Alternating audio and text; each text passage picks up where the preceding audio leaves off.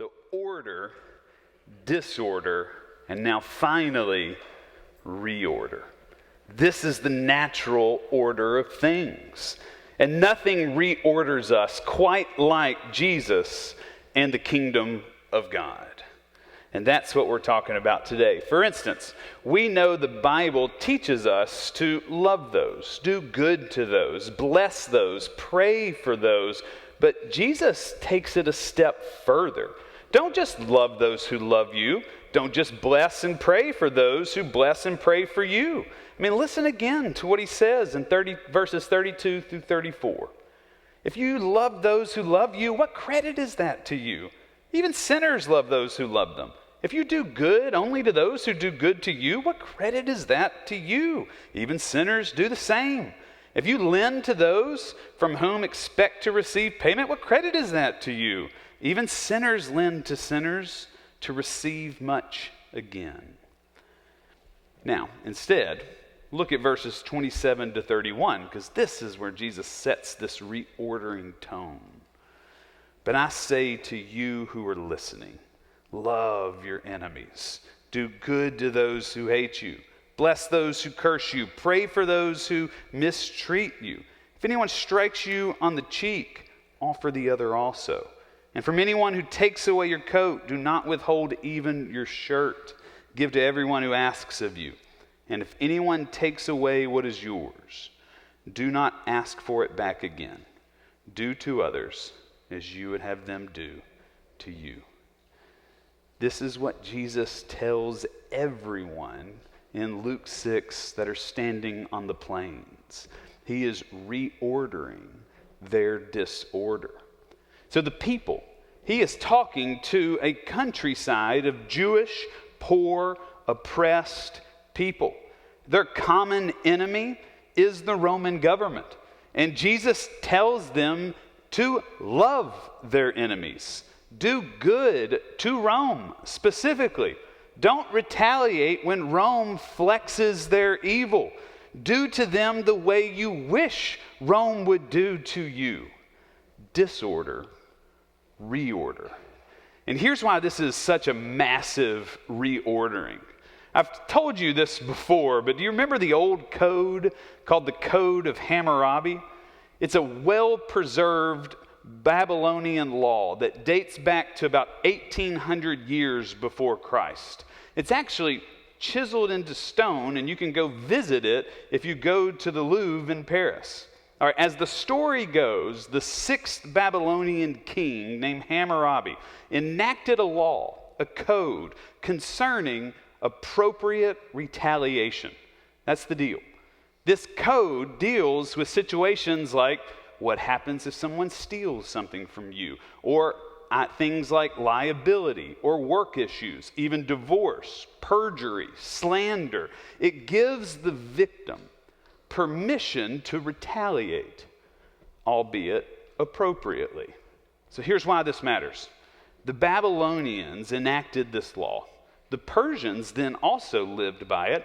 Ancient Israel lived by it. The Greeks lived by it. Rome lived by it. It is so entrenched into the Mesopotamian culture. We find it codified in our Bible in Exodus, and then again in Leviticus, and then again in Deuteronomy. Rabbis studied it.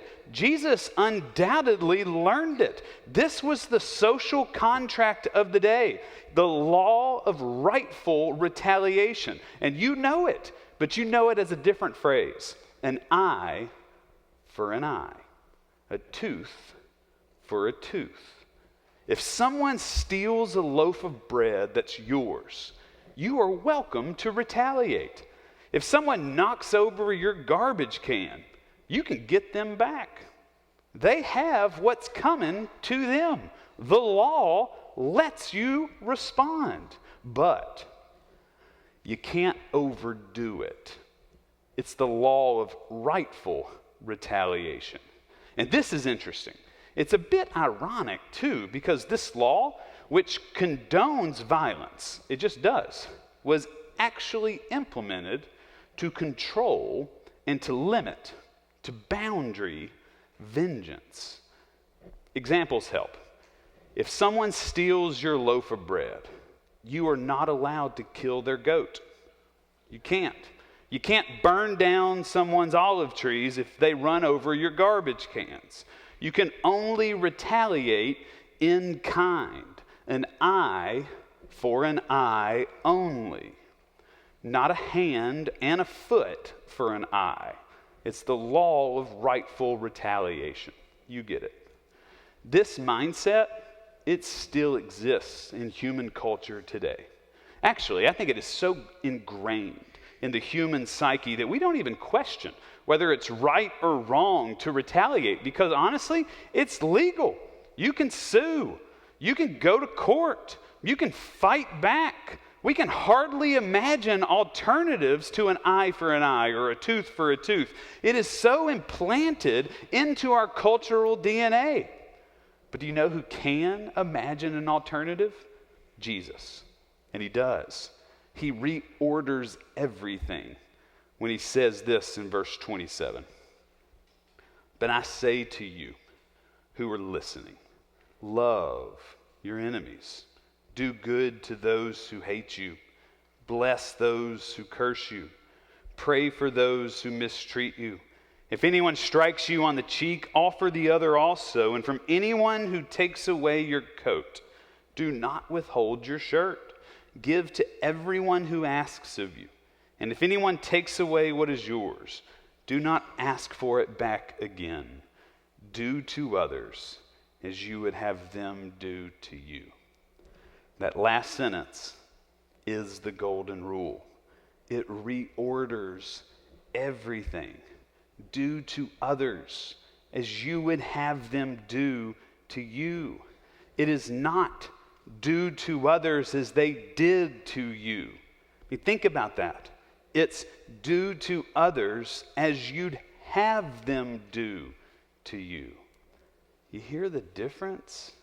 We're to love our enemies, not retaliate. We're to show mercy even to our enemies, not hate them. We're to turn the other cheek. We're to give our shirt and our jacket if our jacket is taken.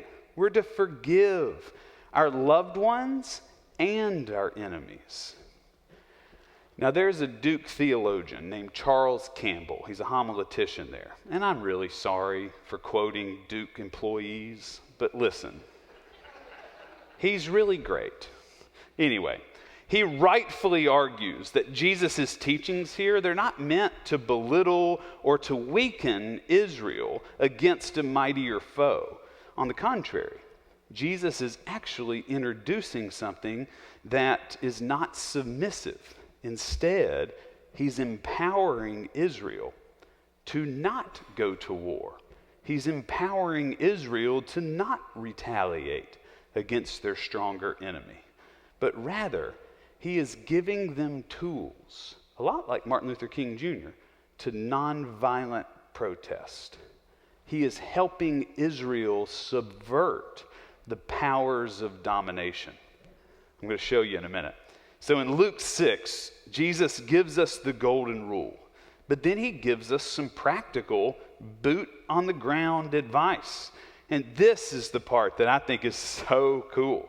So I'm going to show you in a second the way Jesus reorders everything. And it's really cool. And I'm also thinking about telling that person that we don't do weird things, but we're about to again.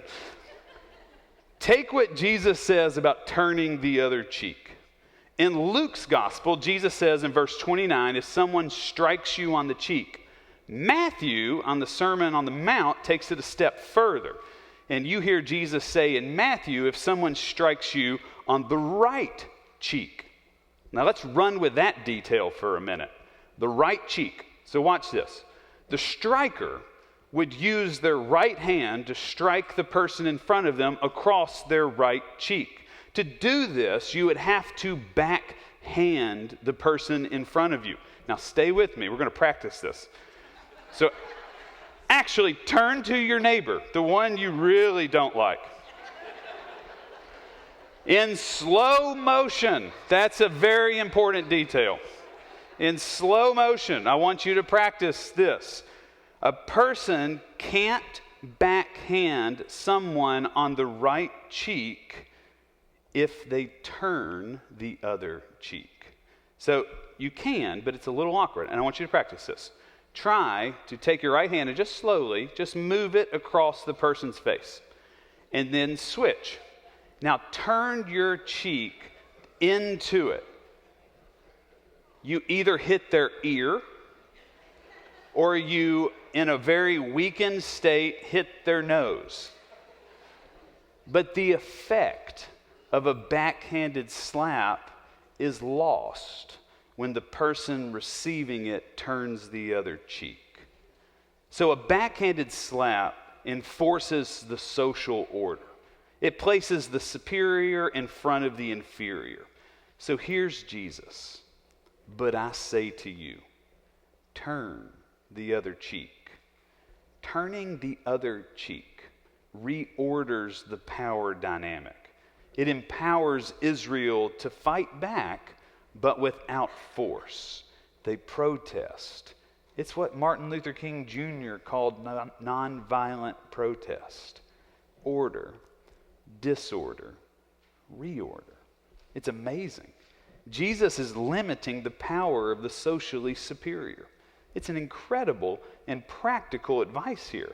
When you turn the other cheek, that just for a moment, the power and class of the superior gets reordered, and then something new takes place. I mean, Jesus is giving a countryside of the downtrodden the ability to resist nonviolently. He's telling the oppressed they can stand in the face of their oppressor, and they don't have to retaliate with violence, but they can love them, do good to them, be merciful to them. And Rome, when you do this, is going to want to slap you for it. And when Rome tries, Israel will be ready. Jesus arms them with the ability to resist. And he says, don't retaliate. Turn your cheek. Protest the oppression. Do to them what you wished they would have done to you. The perfect reorder. Jesus takes Rome's order, Israel's disorder, and reorders it in the kingdom of God. It's amazing. I want to take this even deeper. Imagine an entire countryside of people listening.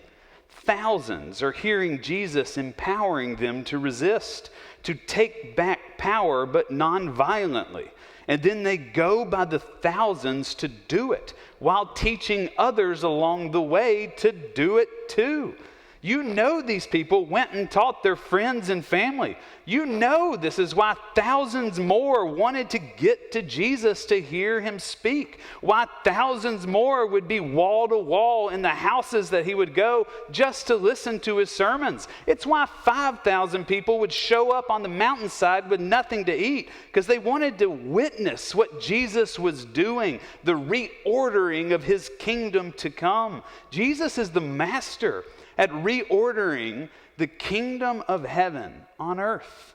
And what we say, what we say this reordering is that God's kingdom on earth as it is in heaven. Jesus nurtures the imagination of the downtrodden. He then empowers them, setting them free from their disorder, giving them the tools they need to reorder and to participate in God's kingdom on earth. Rome's world is not the kingdom of God. Jesus preaches a more perfect kingdom to come, and to help usher it in, Jesus calls Israel to reorder evil with love. I mean, listen to verses 37 and 38. Do not judge, and you will not be judged. Do not condemn, and you will not be condemned. Forgive, and you will be forgiven. Give, and it will be given to you.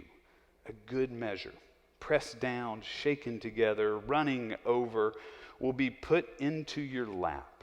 For the measure you give will be the measure you get back. It's a powerful idea. Love resists evil. forgiveness disarms enemies. Love and forgiveness reorder everything. These things are not passive, they are active.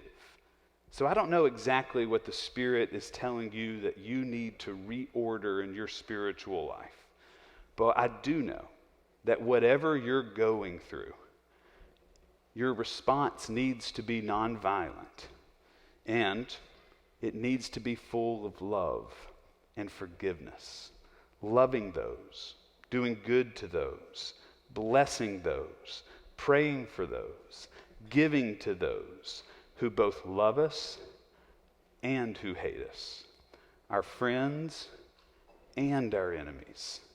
This is where you start. If you want to experience reorder, then love your family, forgive your family, but also love your enemies, forgive your enemies. Just do good, lend when you can, expect nothing in return. Be merciful. Don't judge, but don't condemn. Forgive, love, and give freely. Whatever that looks like for you, do it. For this is what the kingdom of heaven looks like on earth. This is how we move from disorder to reorder.